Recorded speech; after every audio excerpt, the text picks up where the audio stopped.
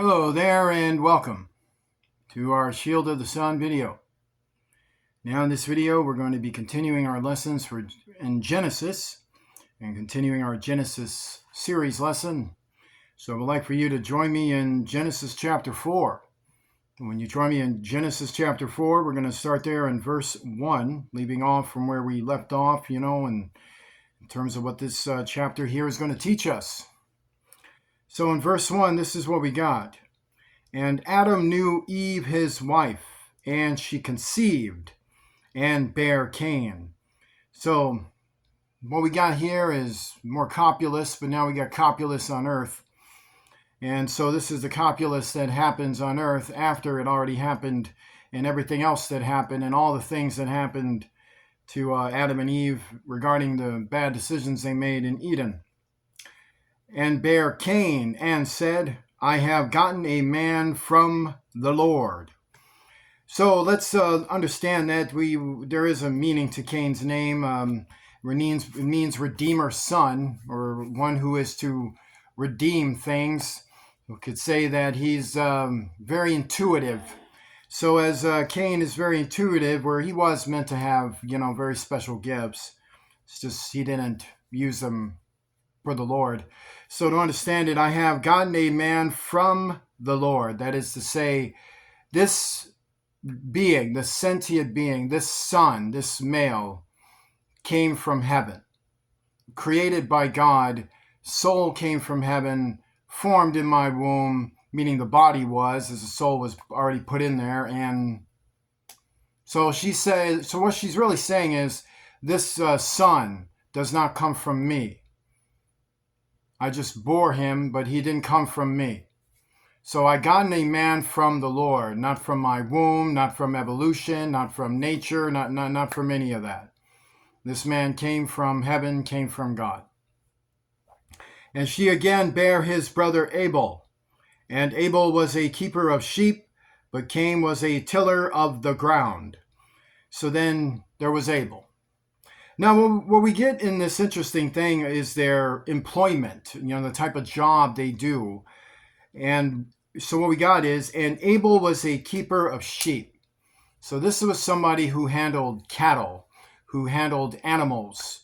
So this was somebody into the sciences of the animals, of the environment, of nature, and the way animals move, and to keep them and wrangle them. And this is somebody that is learning, or someone that is learned actually, how to use animals and how to use the ingredients and the sciences that are manifested from taking care of animals, and to have civilization, So from animals, you get clothes, you get other materials, things of this nature. But Cain was a tiller of the ground, so that is to say, farming skills, scientific skills involving planting and things of this nature. So these two had scientific gifts, is what we're seeing. Was a keeper of sheep, being Abel, a tiller of the ground, being Cain. So who taught him that? Which is very interesting. So that would have been Adam, that would have been Eve, and who was teaching Adam and Eve? So remember, they also had gifts prior. You see, they all came from heaven. And heaven, in the first chapter of Genesis, we already read all the things mankind was to learn before they got here. So when they're getting here, those gifts are manifesting. So Adam's gifts are manifesting, Eve's gifts are manifesting, and since they saw the generations already, and the generations were already made in heaven, and the generations were already established with their scientific gifts, and the things that they would be good with the water elements, fire elements, earth elements, air elements, elements of life, and all these elements, and all these things they had to learn about. So in these generations, the generations of all that they came to learn about and came to have within themselves in terms of their purpose, this was known to Adam and Eve, and then of course it's going to be known to their children, and the manifestations of their works, which was already revealed to them in heaven, will then now start to be manifested on earth. So when they were born, they already had natural instincts, natural gifts, natural ability to get into keeping of sheep, to get into tilling of the ground, or to be persons who teach the introduction to those ways like Adam and Eve were. And in process of time it came to pass that Cain brought of the fruit of the ground an offering unto the Lord. And Abel he also brought of the firstlings of his flock and of the fat thereof. And the Lord had respect unto Abel and to his offering. So what is interesting about it, and of the fat thereof, so how do you get that? Well, you got to open up the animal and take it. So as you can see, animals did get killed in the old world, but it was for purposes to understand. They were mostly omnivores. This is true, but they had to kill animals for other resources and for other things. So animals did die in the old world. So let's look into it. Now, what it says about Cain is that Cain brought of the fruit of the ground an offering unto the Lord. Abel, he also brought of the firstlings of his flock, meaning the best, and of the fat thereof, meaning the best. So Cain brought of the fruit of the ground. It's just to say, did that corn grow? Corn all grown up, looking fresh. All right, just let's go. And then and Abel was like, okay, I got the flock. Well, these are real healthy flock. I want the best, so I'm going to take the firstlings. But we need the firstlings as the model for the other flocks. I know. We'll just suffer it. We're going to have to suffer that. Firstlings. God only gets the best, so that is the best. We're going to wait till these guys grow up. We're taking them. Come on. And what about the best of the fat? We need that. This is, I know. We're going to have to suffer that. I get it. We're taking that. So, that's what's happening there. So, and of course, Adam is their priest. So Adam be like, well, this, Cain, this is what you're bringing. Yeah. Abel, this is what you're bringing. Yes. All right. And unto Cain and to his offering, he had not respect. And Cain was very wroth, and his continuance fell. So to understand, for first, let's read this. And Abel, he also brought of the firstlings of his flock and of the fat thereof. And the Lord had respect unto Abel and to his offering, but unto Cain and to his offering he had not respect. And Cain was very wroth, and his continuance fell. So the Lord accepts Abel's offering. And so what is happening here? They're having a religious ceremony. So to understand, they're having there's priestly functions. So there is religious ordinance. There is the worship of God. So there would have been an altar set up. So, and how do we know that? Because that's what is taught to us about those times. Noah built an altar. And so how did Noah build an altar? Where would Noah even know that from? And of course, God would teach him. But these are things that go all the way back into heaven. There were things they saw in heaven of the worship of God. So now they're taking those things they saw in heaven and they're doing them on earth. So now they're having a religious ceremony, which is called an offering. They're having an offering. So an offering has this set up. You have an altar, you have a place where you lay it, you got a priest who's presiding, which would have been Adam in this case. And so you got these two sons, and they're bringing these offerings. So now the Lord had respect unto Abel, that's to say, and to his offering. So he looked into Abel's heart and liked what he saw. And he said, well, Abel's got real faith. I like that, Abel. The firstlings, very good. You're willing to suffer that. The best of your fat, you're willing to suffer that. You know what it takes to get that. You know what it takes to get the firstlings. You already know the headache that it already produced, even getting it. And you're willing to give me that. So not only do I respect this offering, I respect you too. First, I respect you for being the way you are, and I respect what you've given me. This is proper. This is right. This is holy. I accept this. Now, Cain, what do we got? Right. Like I'm supposed to be impressed with you. You know how to grow? That's great. You can grow corn.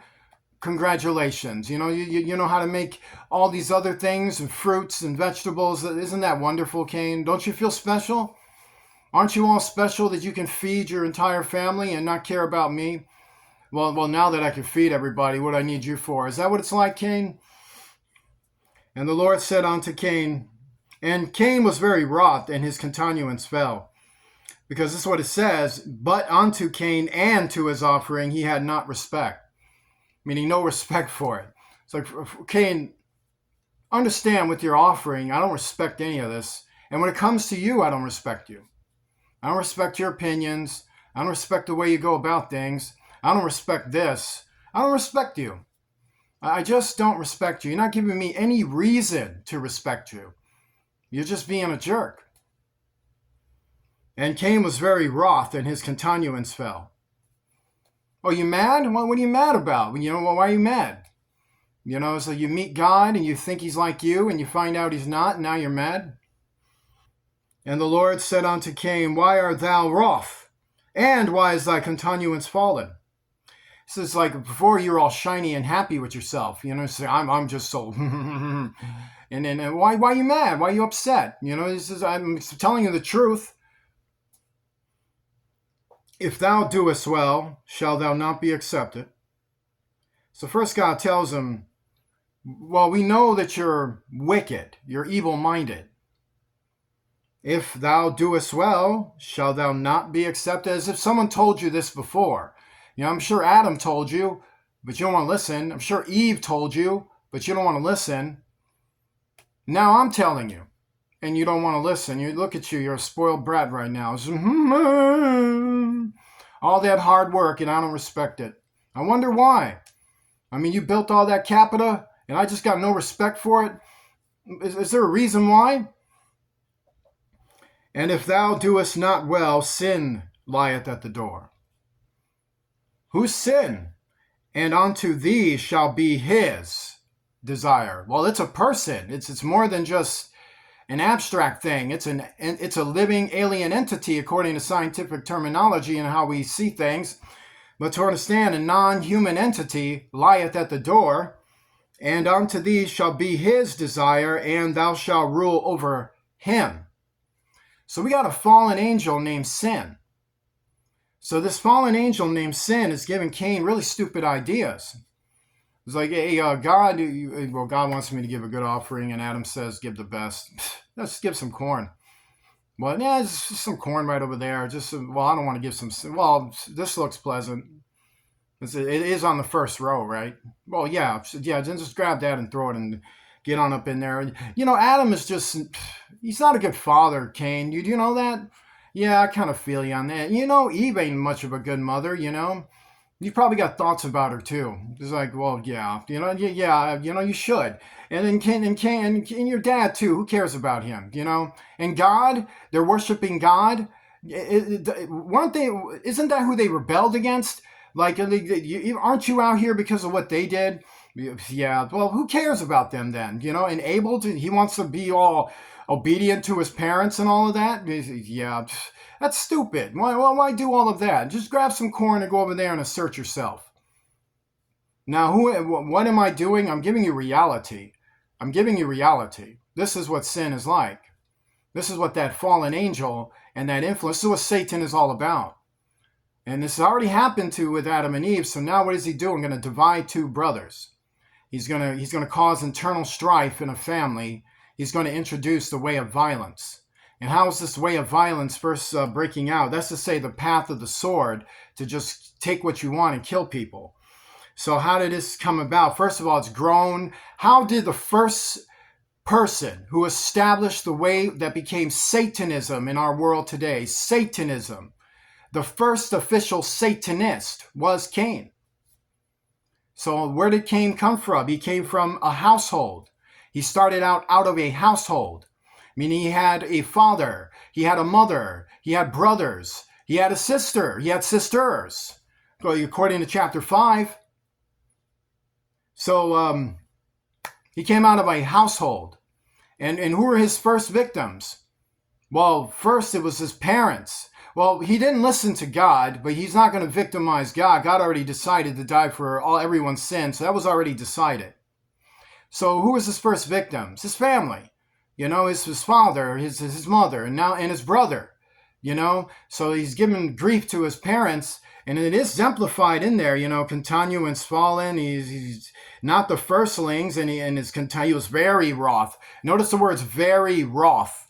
very, like, not a little bit. You're wroth. No, he's very wroth. How did you get so very wroth? What's wrong with you? Like, has it been rough for you? Like, really? It just looks like you've been learning a lot. And so to understand it, sin lieth at the door, and unto thee shall be his desire. But notice what it says first. If thou doest not well, sin lieth at the door, meaning you've been listening to another spiritual force, which is Satan, and Satan is turning you into a student, into a follower, into a Satanist. This is the beginnings of Satanism. This is how it starts. And ever since the first one onto the last one, that is how this goes down in terms of introduction to Satanism. Eventually, you seek to kill your own due to wanting to do things your own way. And it's even worse with Cain because, his whole presence and manner is to be infused into this idea that people just should die when you don't get your way. And unto thee shall be his desire, and thou shalt rule over him. So he's God warning Cain too that this fallen angel is trying to take advantage of you. This fallen angel is manipulating you, deceiving you. It wants you to act a certain way. It wants you to act by its desire. The fallen angel has its own desire and wants your desire to be its desire, is what it wants. That you cannot allow this masculine fallen angel listening to all the crap that comes out of Satan to induce you to follow the same path that he did. And Cain talked with Abel his brother, and it came to pass, when they were in the field, that Cain rose up against Abel his brother and slew him. Killed his brother. So notice, and Cain talked with Abel his brother, meaning, hey, can I talk to you? I know we had a situation up there on that hill. Should we go and have a little discussion? Let's go for a walk. So he's going for a walk with them, and it came to pass. So it was whatever was going on, they had a long walk. They probably had a talk. Maybe they had lunch, maybe an early dinner, something, and it came to pass, meaning he was buttering him up and talking to him, and then just having yes. So how has it been for you, Abel? Yes, is that right? The cups are over there. Yeah, isn't that interesting? Oh, yeah, I'm sorry. Yeah, the dishes are right over there. Yeah, so, yeah. I mean, can you imagine that? And when they were in the field, that Cain rose up against Abel, his brother, and slew him. So out of nowhere, first, it was cool, it was all right, and then just out of nowhere, he attacks him and kills him. So I'm going to save what happened for our next video. And so with that being stated, join me in a prayer. Our Father, who art in heaven, hallowed be thy name. Thy kingdom come, thy will be done. On earth as it is in heaven, give us this day our daily bread. Forgive us of our debts, as we forgive those who are our debtors. Lead us not into temptation, deliver us from evil. For thou art with us. For thine is the kingdom, power, and glory, forever and ever. In the name of Jesus Christ, the King of heaven. Amen. If you'd like to donate to Shield of the Sun, please do so using Cash App. The $ Shield of the Sun, spelled in small case letters, closed together. I want to say God bless you to each and every one of you, and I shall see you soon.